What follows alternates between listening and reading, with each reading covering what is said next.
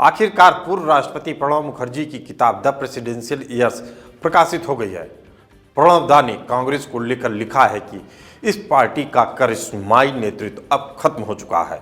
प्रणब मुखर्जी ने लिखा है कि कई नेताओं ने उनसे कहा था कि अगर 2004 में वो प्रधानमंत्री बने होते तो साल 2014 में इतनी करारी हार कांग्रेस को नहीं मिलती। प्रणब मुखर्जी ने लिखा कि उनके राष्ट्रपति बनने के बाद कांग्रेस ने दिशा खो दी थी और सोनिया गांधी सही फैसले नहीं कर पा रही थीं। प्रणब मुखर्जी ने अपनी किताब में लिखा है कि कांग्रेस का अपने करिश्माई नेतृत्व के खत्म होने की पहचान नहीं कर पाना ही 2014 में उसकी हार का एक बड़ा कारण बना। इसी वजह से यूपीए सरकार एक मध्यम स्तर के नेताओं की सरकार बनकर रह गई थी। 2014 के चुनाव नतीजों में प्रणब मुखर्जी ने लिखा है कि नतीजों से इस बात से राहत मिली कि जनता आखिरकार एक मजबूत सरकार लाई, लेकिन कांग्रेस के प्रदर्शन से निजी तौर पे गहरी निराशा हुई। प्रणब दा की माने तो यह यकीन कर पाना मुश्किल था कि कांग्रेस सिर्फ 44 सीटें ही जीत सकी। प्रणब मुखर्जी ने 2014 की हार के लिए कई कारणों का जिक्र किया, जो कांग्रेस के लिए एक बहुत बड़ा सबक है। पूर्व राष्ट्रपति लिखते हैं कि मुझे लगता है कि पार्टी अपने करिश्माई नेतृत्व खत्म होने की पहचान करने में विफल रही है। अभी तक पंडित नेहरू जैसे कदावर नेताओं ने यह सुनिश्चित किया कि भारत अपने अस्तित्व को कायम रखे और एक मजबूत और स्थिर राष्ट्र के तौर पर विकसित हो। दुखद है कि अब ऐसे अद्भुत नेता नहीं हैं जिससे यह व्यवस्था औसत लोगों की सरकार बनकर रह गई। किताब में प्रणब दा ने लिखा कि चाहे जवाहरलाल नेहरू हों या इंदिरा गांधी, अटल बिहारी वाजपेयी हों या मनमोहन सिंह, इन सभी ने सदन के पटल पर अपनी उपस्थिति का एहसास करवाया।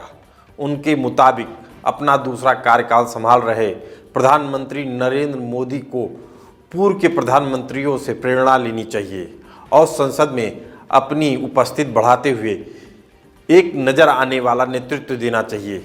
उन्होंने कहा कि यूपीए सरकार के दौरान यह विपक्षी राष्ट्रीय जनतांत्रिक गठबंधन यानी एनडीए के साथ साथ यूपीए के भी वरिष्ठ नेताओं के साथ लगातार संपर्क में रहते थे और जटिल मुद्दों का समाधान निकालते थे। प्रणब दा ने कहीं मोदी की फिट ठोकी तो कहीं उन्हें सीख भी दी अपनी किताब में। प्रणब दा ने किताब में ये भी लिखा कि मनमोहन सिंह का ज़्यादा वक्त अपनी सरकार बचाने में गया, जिसका बुरा असर सरकार के कामकाज पर पड़ा। दूसरी तरफ प्रधानमंत्री मोदी ने अपना पहला कार्यकाल निरंकुश तरीके से चलाया और देखना दिलचस्प होगा कि वह अपने दूसरे कार्यकाल में सीख लेकर अपना तरीका बदलते हैं या नहीं। पूर्व राष्ट्रपति प्रणब मुखर्जी ने यह भी लिखा कि मोदी सरकार अपने पहले कार्यकाल में संसद को सुचारू रूप से चलाने में पूरी तरीके से विफल रही और इसकी वजह उनका अहंकार रहा। प्रणब मुखर्जी ने अपनी इस किताब में यह भी खुलासा किया है कि प्रधानमंत्री नरेंद्र मोदी ने 8 नवंबर 2016 को नोटबंदी की घोषणा करने से पहले उनके साथ इस मुद्दे पे कोई चर्चा नहीं की थी, लेकिन इससे उन्हें हैरानी नहीं हुई क्योंकि ऐसी घोषणा के लिए चौंकाना और जल्दबाजी में फैसला लागू करना बेहद जरूरी होता है। किताब में उन्होंने राष्ट्रपति के पद पर रहते हुए प्रधानमंत्री नरेंद्र मोदी के साथ अपने संबंधों का भी जिक्र किया है। मुखर्जी ने अपनी किताब में नरेंद्र मोदी सरकार के पहले कार्यकाल के दौरान संसद को सुचारू रूप से चलाने में विफलता को लेकर एनडीए सरकार की आलोचना की है। प्रणब दा ने लिखा है कि मैं सत्ता पक्ष और विपक्ष के बीच कटुतापूर्ण बहस के लिए सरकार के अहंकार और स्थिति को संभालने में उसकी अकुशलता को जिम्मेदार मानता हूँ। विपक्ष भी जिम्मेदारी से नहीं बच सकता है, उसने भी गैर जिम्मेदाराना बर्ताव किया। प्रणब मुखर्जी का मानना रहा है कि सिर्फ प्रधानमंत्री के संसद में उपस्थित रहने भर से इस संस्था के कामकाज पर बहुत बड़ा अंतर आता है, बहुत बड़ा फर्क पड़ता है।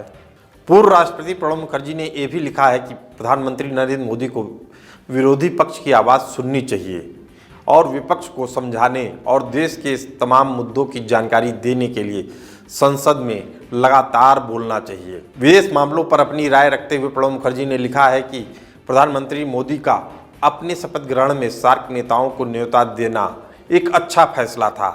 मगर मोदी का अचानक लाहौर जाना एक गलत कदम था। भारत पाकिस्तान के रिश्ते को देखते हुए यह बिल्कुल ही गलत कदम था। प्रणब दा ने आगे लिखा है कि राज्यसभा में रहते हुए उन्होंने विपक्ष के मुलायम सिंह यादव और मायावती जैसे नेताओं से भी अच्छे संबंध बनाकर रखे थे। यहाँ तक कि मायावती ने राष्ट्रपति पद के लिए तुरंत ही उनका समर्थन कर दिया। प्रणब मुखर्जी ने लिखा है कि सोनिया गांधी सही फैसले नहीं कर रही थीं। उन्होंने लिखा कि अगर वो होते तो विलास राव देशमुख की जगह शिवराज पाटिल या सुशील कुमार शिंदे को महाराष्ट्र से केंद्र में बुलाते, न कि विलास राव देशमुख को। प्रणब कहते हैं कि उनकी चलती तो वो ममता बनर्जी को भी कांग्रेस से बाहर नहीं जाने देते। ऐसे तमाम बड़े खुलासे प्रणब दा करते हैं अपनी किताब में द प्रेसिडेंशियल ऑफ ईयर्स में। 2012 से 2017 के कार्यकाल के दौरान प्रणब दा उन तमाम बातों का जिक्र कर रहे हैं जिससे कांग्रेस की हालत बिगड़ी और मोदी सरकार को भी कहीं न कहीं जो गलतियां कर रहे थे या लाइन नहीं ठीक रहे थे, उनके लिए एक चेतावनी है कि अगर आप अपनी चीज़ों को स्पष्ट रूप से लोगों से बातचीत करके फैसले करेंगे तो देश एक सही दिशा में जाएगा। आपको हमारी यह रिपोर्ट अच्छी लगी हो तो हमें लाइक करें, सब्सक्राइब करें और कमेंट बॉक्स में अपनी राय जरूर दें। धन्यवाद।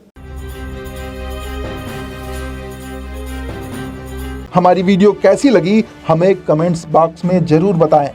अगर वीडियो पसंद आई हो तो इसे लाइक और शेयर ज़रूर करें।